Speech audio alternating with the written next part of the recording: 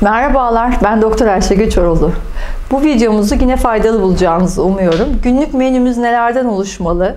Yemek grubu başlıklarına göre sabah, öğlen, akşam diye listeleyeceğim.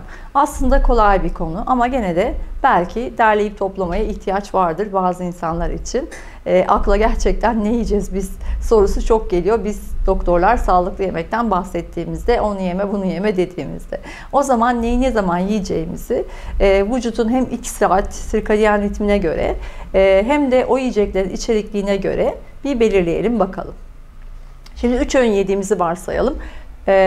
Sabah, öğlen ve akşam diyelim. Zaten hani şöyle bir laf var ya, işte sabah kral gibi, öğlen prens gibi, akşam fakir gibi ye. Yani giderek yemek miktarının güne doğru, günün başlangıcından sonuna doğru, hani burada daha fazla yiyorken buna 3 birim yapalım. Şurada belki 2 birim yiyebiliriz. Burada da 1 birim yiyelim gibi bir miktarların azalması söz konusu. Fakat benim burada miktardan ve kaloriden bağımsız olarak anlatacağım daha başka bir şey olacak. Konumuz aslında işte yağı, karbonhidratı, proteini nasıl yiyelim gibi bir mantıktan giderek yaklaşacağız. Öncelikle sondan başlayalım. Şimdi akşam faslı, bununla ilgili akşam menümüz nasıl olmalı diye bir videomuz var. Çok ayrıntılı, onu dinlemenizi isterim. Akşam faslında bizim yemekteki aradığımız birinci özelliğin sonu ozla biten, değil mi? Yani ozla biten glikoz yani şeker, fruktoz yani meyvedeki, baldaki işte hazır işlenmişlerde olan oz, galaktoz yani peynirde olan, yoğurtta olan, laktoz yine aynı şekilde, sütte olan şeker ve aynı zamanda işte kompleks karbonhidratlar dediğimiz baklagillerde olan şeker. Şimdi bunların hepsinin içerisinde oz var ve bir şeyin içinde oz varsa o gider mutlaka ve mutlaka glikoz olur. O glikoz olduğu zaman da bizim akşam yemeğinde açlık, kan şekeri dediğimiz seviyeye gelmemiz için bizi zorlaştırır. Yani kan şekeri artar, açlık değerine inebilmemiz için akşam yemeğinden 2 saat sonra ancak kan şekerini açlığa çeviririz. Orada 2 saat kaybımız var.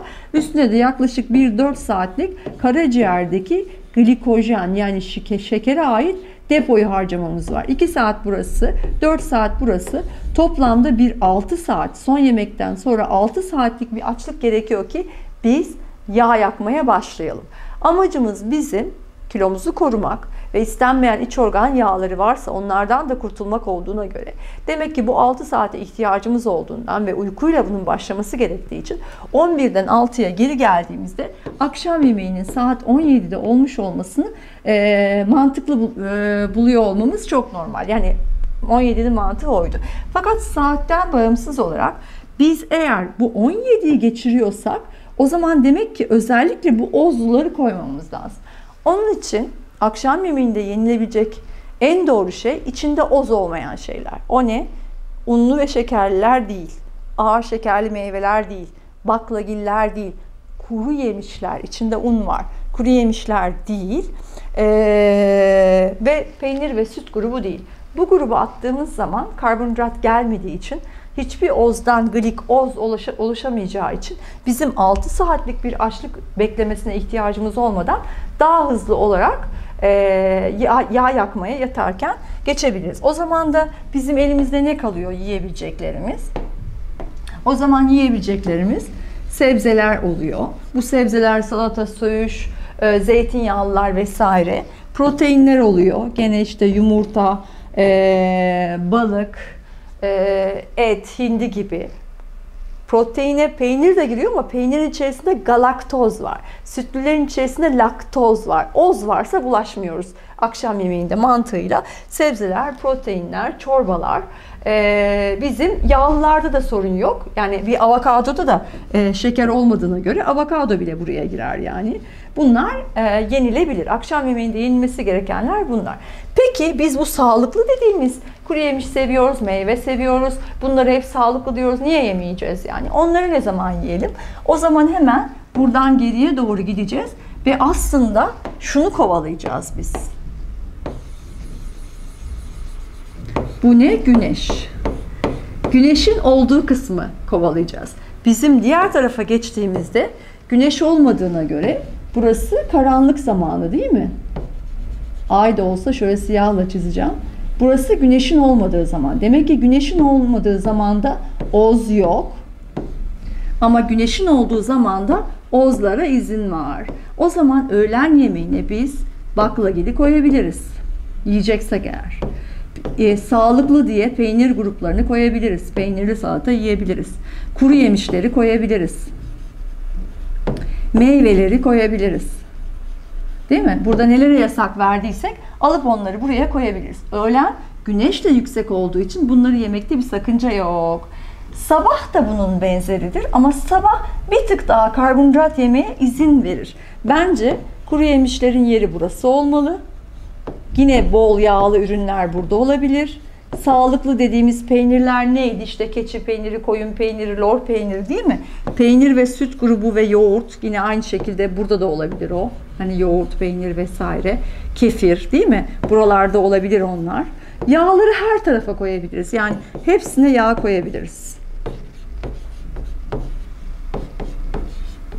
Ama mesela gece giren yağlar yanında ozlar yani karbonhidratlar olmadığı için bizim için daha faydalıyken gündüz giren yağlar kahvaltıda veya öğlen yemeğinde yanına karbonhidratları da koyma izni vereceğimiz için miktar olarak yüksek kalori gibi çalışabilir. Trigliseritleriniz yüksekse o durumu biraz arttırabilir. Yani işte siyez ekmeğinden ekşi mayalı sabah ekmek yiyorum dediğinizde sabah için iyi bir karbonhidrat gibi gözükür ama onun üstüne sürülmüş tereyağı ve sağlıklı diye düşündüğüm işte pekmezdi, baldı koyduğumuzda onlar aslında trigliserite dönerler. O yüzden genel olarak da yağların miktarlarını yüksek tuttuğumuz öğünlerde gene karbonhidratın az olması aslında avantajdır. Şeyi de buraya koyabiliriz. Meyveleri de mesela Fransızlar meyveleri sabah yerler. Demek ki bizim kahvaltımızı söğüş, değil mi? Bunların hepsinde sebze var zaten. Sebzeyi koyabiliriz. Yine buraya da sebze, salata, zeytinyağlı koyabiliriz. Kahvaltımızda çorba içebiliriz. Zeytinyağlı da bile yiyebiliriz. Meyve yiyebiliriz. Kuru yemiş yiyebiliriz. İşte yumurta yiyebiliriz. Beğendiğimiz, uygun bulunduğumuz peynirleri yiyebiliriz. İşte kara buğday ekmeği ya da organik mısırdan oluyorsa hani onun GDO'suz olduğunu varsayarak hani hem de glutensiz mısır ekmeği yiyebiliriz. Mesela haşlama patatesi kahvaltının yanına şey olarak kullanabiliriz. Hani ekmek yerine onu kullanabiliriz. Aynı şekilde işte cevizler, bademler onların hepsi hani ne yiyeceğiz diyoruz ya burada olabilir. Tereyağlı yumurtamızı yiyebiliriz. Hindistan cevizli yumurtamız olabilir. Avokadomuz olabilir. Kahvaltıda bir sürü seçenek var. Bir tek yandaş olarak orada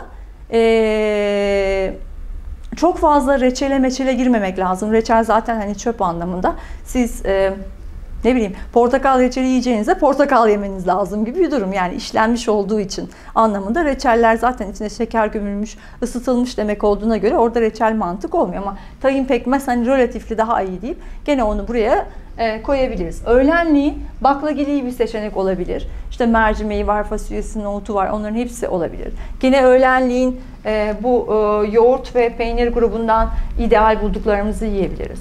Öğlenliğin yine istiyorsanız işte salatanızın içerisinde baklagil olabilir, kuru yemiş olabilir, meyve olabilir. Bunların hepsi de öğlen yenilebilir. Akşama kaldığında bu bahsettiklerimizi koymayalım diye söylüyorum. Şimdi burada ki mantık şudur. Işığın çok olduğu yere karbonhidratı daha çok koy. Işık gittiğinde karbonhidratı kaldır. Akşam ışığın olmadığı zaman. O yüzden karbonhidrat yemeye uygun değil. Gece yatarken yağ yakmak istiyoruz. Gündüz, sabah ve öğlen ışığın çok olduğu zaman. O yüzden sabah güzel proteinli bir kahvaltı, öğlen işte baklagildi, meyveydi, patatesli gibi sağlıklı bir karbonhidrat, işte kuru yemiş vesaire. Akşam da daha çok sebzeler ve işte balık, et gibi karbonhidrat içermeyen ürünlerin kombinasyonu bana göre vücudun bu şeker yaktı yakmadı hikayesindeki matematiğe çok uygundur. Menünüzü böyle düzenlediğinizde zaten her yiyecek grubundan yemiş oluyorsunuz. Kural, bir şey karbonhidrat oluyorsa onun ne olduğunu öğren. Bir sürü iyi zannettiğimiz şey de karbonhidratlıdır.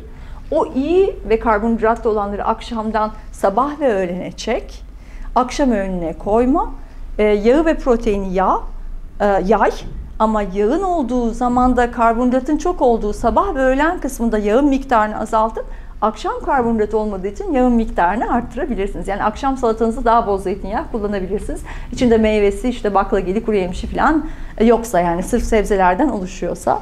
Ve köklü sebzeler, işte havuç, nişasta, patates, yer elması gibi, onlar da bir tür karbonhidrat olduğuna göre gene onlar da öğlen zeytinyağlı yemeği olarak veya sabah ekmek yerine yemeğin yanında, kahvaltıda kullanılabilir besin olarak anlamlı. İşte öğlen patates püresi koyabilirsiniz yemeğinize. Mesela pilav yemek istiyorsunuz, glutensiz, karbonhidrat ama kilom da yok. Öğlene koyacaksınız gibi.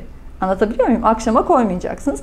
Menüdeki hikaye karbonhidratların akşamdan gündüze kaydırılması, sabah ve güneşin tepede olduğu öğlen öğününe konulması, neyin karbonhidrat, neyin değil olayının anlaşılması, proteinleri genel yaymak, yağları da gene akşama doğru, karbonhidratsız öğüne doğru belki birazcık daha arttırmak. Çünkü yandaş karbonhidrat olmayınca onlar kan yağları olmayacaklar ve yağ olarak işimize yarayacaklar.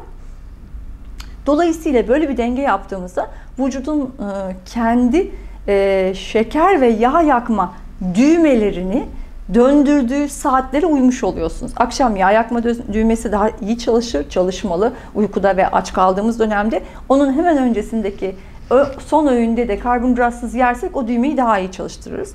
5'te yerseniz biraz daha rahat. Çünkü 5'te baklagil bile yeseniz o 6 saate sahip olduğunuz için onu kandan çekiyorsunuz. Zaten 5'in amacı oydu. Yenen karbonhidratı çekmek.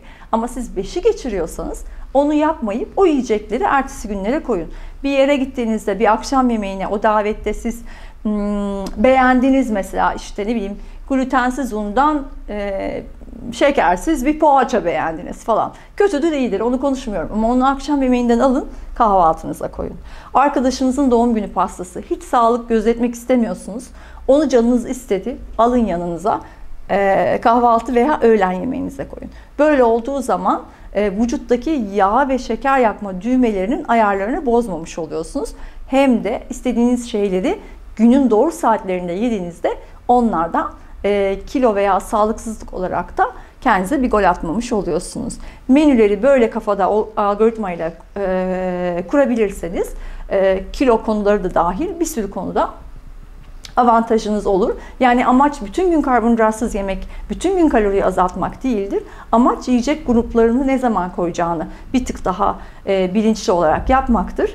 Işıkla alakası vardır. Işığın çok olduğu dönem daha rahatken, ışığın az olduğu dönem karbonhidratlar açısından uygun değildir. Zaten yaz ve kış ayarı bile onu anlatır. Genel konuşma olarak da yazın güneş çok olduğu için daha çok karbonhidrat yemek, daha çok tadı yüksek meyveleri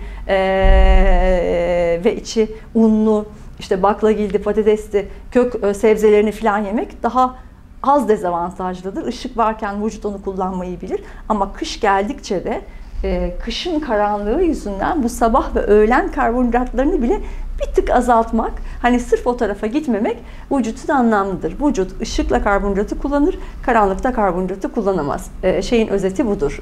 Videonun genel kabaca özeti. Umarım bundan sonra menülerinizi belirlerken hani bu listelere uyarak yemek istediğiniz şeyi doğru zamanda yemeği yapabilirsiniz.